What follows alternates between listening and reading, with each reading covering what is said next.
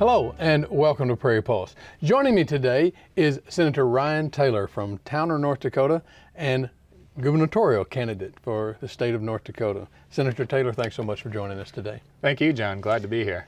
As we get started, if you don't mind, tell the folks a little bit about yourself, your background, where you're originally from. Well, I'm from Towner, North Dakota, on a homestead ranch that my great-granddad and his brother started with 160 acres apiece. I've been in the Senate for 10 years, so people are somewhat familiar with me from my Senate service.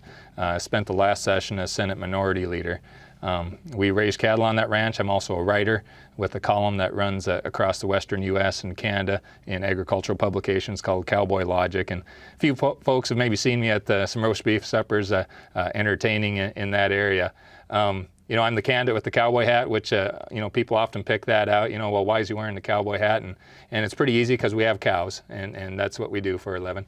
And we raise a few horses, and I have 3 little kids that are 7, 5, and 3, and a beautiful wife to share my life with. Well, you say 10 years in the Senate. What got you interested in politics? Well, I first ran in 2002 and actually had a career in animal health even before that. And honestly, it actually came when I was training for a marathon in New York City, and that was the year the World Trade Towers were bombed. And it was, I think for every generation you have that watershed moment, and 9/11 was our watershed moment, and I looked at my life and said, there's more to it than this lucrative career I've got in animal health at that point in time. And I decided I wanted to make a difference in public policy. I decided I wanted to start a family, met my wife, got married, was elected, and the rest is history, as they say.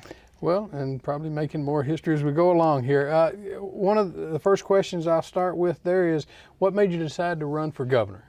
Well, it stems a lot from my service in the Senate, and with those 10 years and last session as Minority Leader, I could really see that North Dakota was coming to a crossroads. Obviously, we talk a lot about the wealth that North Dakota is enjoying right now with its oil boom. But I could see our state at a crossroads that was going to demand, the best leadership we had possible. A vision that went beyond the next biennium, a vision that went out 20 years. And as we saw the changes coming to North Dakota, some we could see coming a fair bit off, I felt like we weren't doing enough to accommodate those changes. And we weren't doing enough to protect what always has been most important in North Dakota, is our quality of life.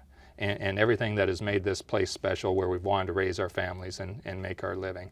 So, I got into the race for that very reason, to offer the leadership, to take this state not just through the next biennium, but the next 20 years, to protect that quality of life, because we've got big decisions ahead of us, and we've got a lot of opportunity, but we've got to set our priorities right. Okay. What's your typical week like right now with your travel and campaigning? Well, it's a bit different than it has been in the past, and I'm real fortunate. We have an old friend of our family. Him and his wife are helping me on the ranch. My wife has been very supportive, so I'm not on the ranch as much as I used to be, obviously, when you're running for governor. We've traveled, hither and yon across the state, from east to west and west to east, small towns, large towns, and I say I want to be the people's governor of North Dakota. And I show that by the fact that, I want to hear every voice, and it could be a small town or a farmyard or the largest city in North Dakota. All those voices matter. So we're reaching out to meet as many people as possible. Obviously, speaking at events, listening to people's concerns and where they want this state to go. It's involved a lot of travel, but it's been a lot of fun, and I make sure I get to see those kids and read stories to them, if not every other night, every third night. Would you term yourself as the underdog, considering that the Republicans have held the governor's office since 1992? Well, in some extent, I see it as an open race, honestly, with the incumbent having been unelected, having assumed that position, inheriting it as lieutenant governor. But I suppose if you look at certain parameters, you could use the term underdog. I'd say David versus Goliath. And maybe some of that comes from the fundraising that has taken place. And so we know that we'll probably be outspent in this campaign, but I know we'll work just as hard, and we'll talk to as many people, and people are going to make the difference in this campaign, and they'll decide who the winner is. It won't be how much money you've raised. It won't be whether your party's been in power or out of power. I think it'll be about ideas and vision. Okay. You mentioned North Dakota's economy briefly there. It's pretty strong, solid right now. But I know there are some that believe some things aren't as rosy. Can you talk about some of that maybe? Well, I've definitely talked to a lot of those people around the state, and I think we're coming to a point again where we've seen all these revenues come into the state coffers, into Bismarck. Oil has been a tremendous boost, and it's something that no one can take credit for. We didn't create the oil, and we didn't put it in the ground. It was here as a God-given resource for us to use right now, either for our good or for our benefit. None of that comes for free, though. And with my wife having grown up in Watford City, and we still have family out there, you can really see in those communities that they are questioning the impact of the boom and not feeling like they've been well taken care of in terms of addressing all those impacts: roads, schools, emergency services. I think we have families across the state grappling with water issues, whether it be Devil's Lake or Fargo or Minot, obviously. I think we have families in the east, mothers who go off to work and are wondering if they can afford college for that child. We've seen that slip farther away. Will they have access to quality daycare where they know their kids are safe? North Dakota has some great opportunities ahead of it right now. I don't think we've had enough conversation about where we prioritize those opportunities and how we make the investments for all these quality of life issues, whether it's your kids being able to go to college, not being afraid of the water encroaching on you every spring, making sure that when you call the police, they're going to come in western North Dakota. Okay. Well, let's talk about some of the issues, I guess, that will be on the table during the election. And maybe start off with Governor Dalrymple just sort of released a proposed hold-even budget for the upcoming biennium. What's your reaction to that? Well, I was disappointed. I thought that was certainly not showing a lot of vision or creativity to just ask for a hold-even budget and then 3% cuts. North Dakota's grown tremendously. Again, in my wife's hometown, they were 1,500 people in Watford City, and now they're at 6,000 to 7,000. How do you triple or quadruple the size of a community, and then those agencies that provide the services for that community be asked to hold even on their budget? We build roads in North Dakota. It might be a one-time expense, and the governor allowed that there would be some one-time spending, but there's so many ongoing expenses. The ongoing expense is those people and machinery who maintain that road, so it'll actually last a while. We could build the school potentially with a one-time expense, but you put teachers in it, and that's an ongoing expense. So, I think I would have asked the agency heads to go out and assess the needs, to give me realistically their idea of what it's going to take to retain these employees and their agencies that are being lured into more lucrative jobs in the oil field like everyone else. It costs us a lot of money to replace those employees. Let's retain the ones we've got, good people that do good work in North Dakota. I'd say look at those needs and give me a realistic budget. There's going to be places where there's efficiencies to be gained, but we know there's going to be some growth because North Dakota is growing. I'll put that budget in front of the legislature, and I'll defend it, and I'll let the political chips fall where they may. So you believe states should be spending more money on programs, education, and other areas then? Well, I believe there's a number of those infrastructure issues that you can't accomplish with a hold-even budget. And if you say that, sure, there's going to be some growth and you can put in what they call an optional funding request, I know a number of folks in the legislature, if you tell them it's optional, they're going to believe you. And I think there's a lot of expenses coming up that are not optional. We can't keep piling money up in Bismarck. If you look at, pick your surplus number, $1.5 billion, lots of money coming in, sales tax, income tax, oil taxes.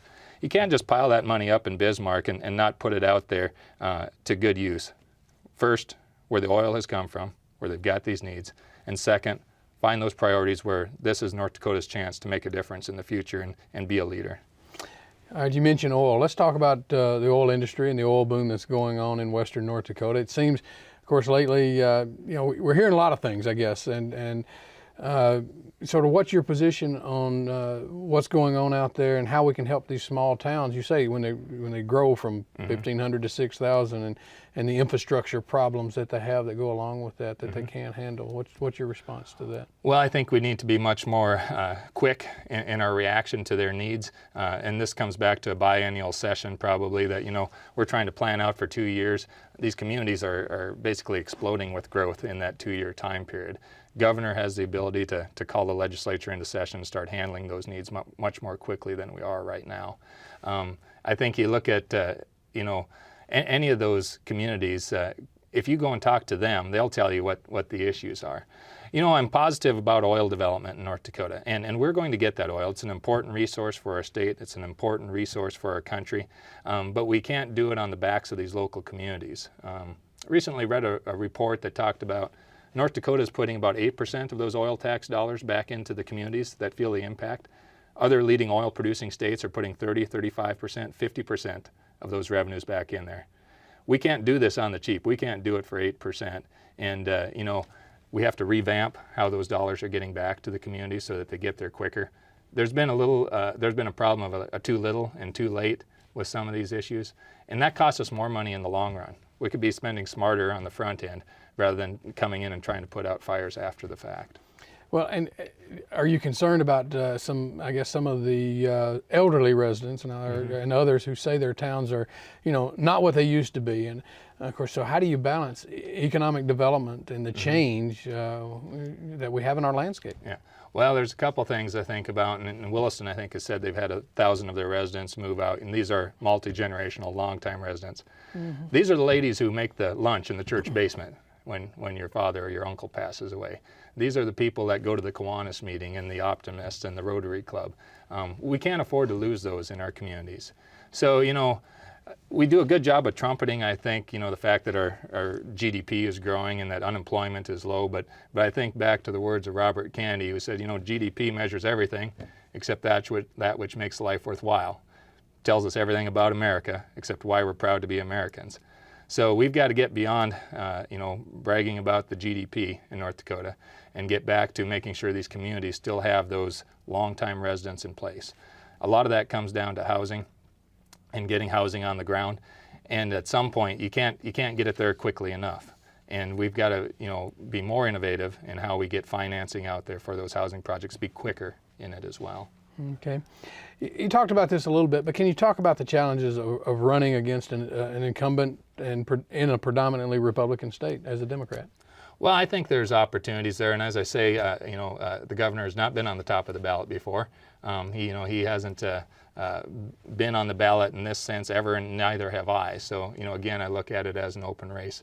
Obviously, you know, he's got, a fleet of agency heads that can go out there. He can have a staff putting out news releases every day, and it's different. I'll have a staff of 2 people, just one for up to this point until next week.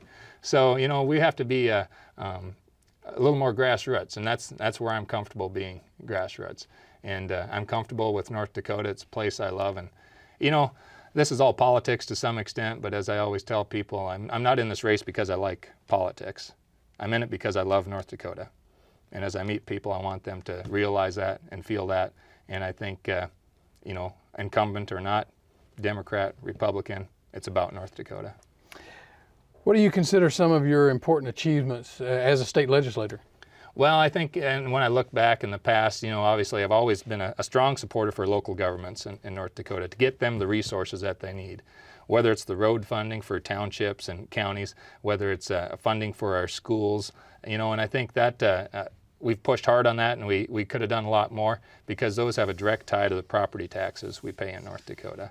I've served on the education committee and am proud of the work that we've done there. When we've had the ability to provide tax relief in North Dakota, I've always pushed to get that out to the greatest number of people in North Dakota, standing up for those middle income earners and those small business people in North Dakota who need and can use the tax relief.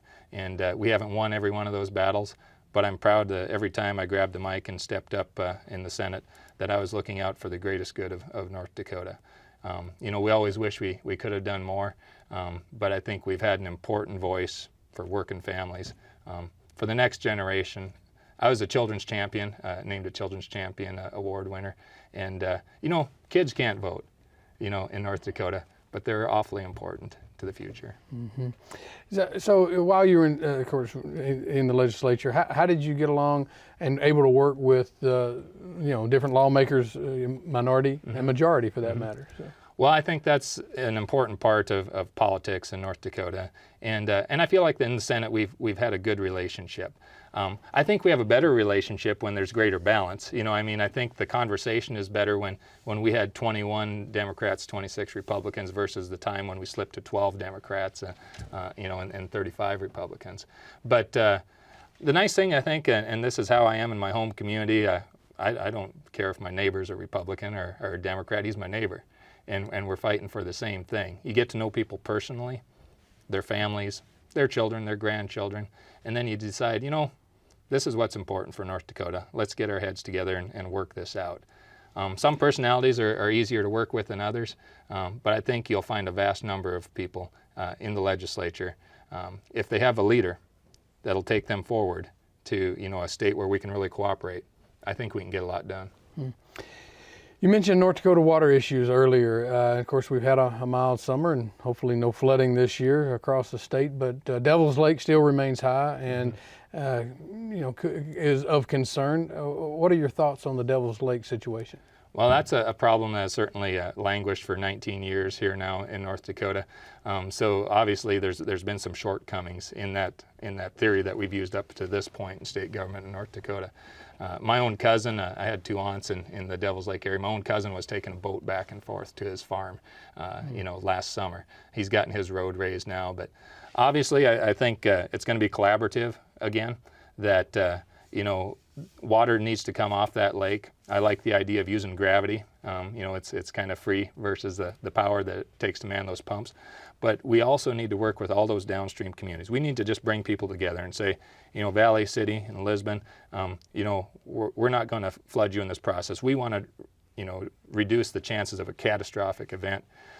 Let's find a way where we can move some water in the winter. Let's find a way where we can get water off the lake to help our friends in Devil's Lake. But let's work on it together because, you know, we're all in this together. And then how about the issue with the Red River diversion, and I guess mainly in the Fargo area, but the Red River Valley for that matter? Same issue there. Obviously, it's been waiting a long time. We had a wonderful year this year. You know, can't take credit for that either. God gave us the winter that we had this year. But, you know, the funding side of that equation, you know, and many times we find ourselves waiting for federal funding in North Dakota. I think we need to lead the effort much more so than we have, because we have some abilities to move things forward. I think we could maybe spend money smarter on some retention of water upstream in any of these basins. And that's going to be money well spent, I believe. And I think we can work with farmers and landowners and make incentives so that we can get that done. You know, in Fargo with the diversion plan, obviously there's work to be done on that to make sure that all the voices are heard, both upstream and within the community.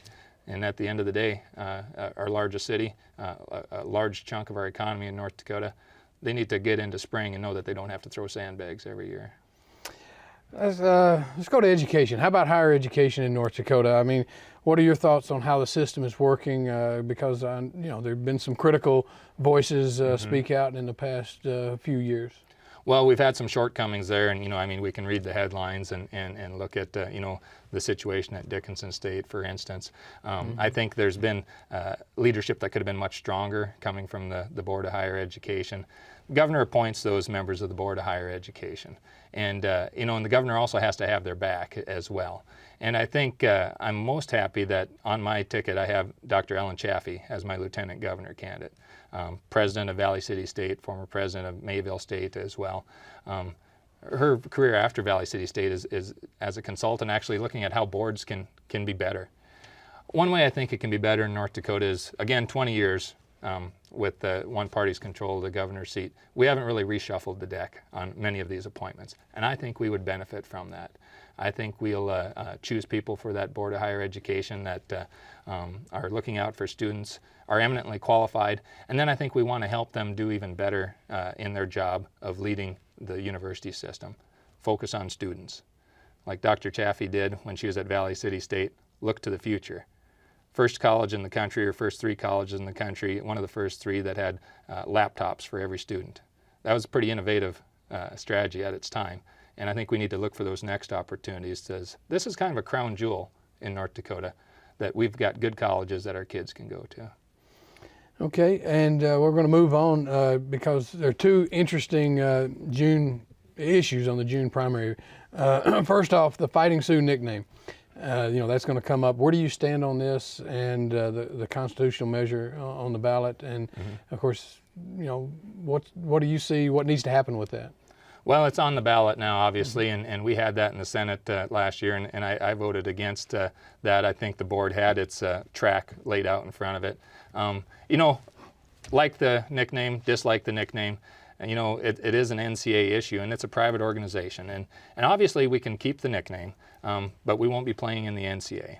I think it'll have a detrimental effect on the university. They'll lose athletes, they'll lose some programs, probably start losing some students as well.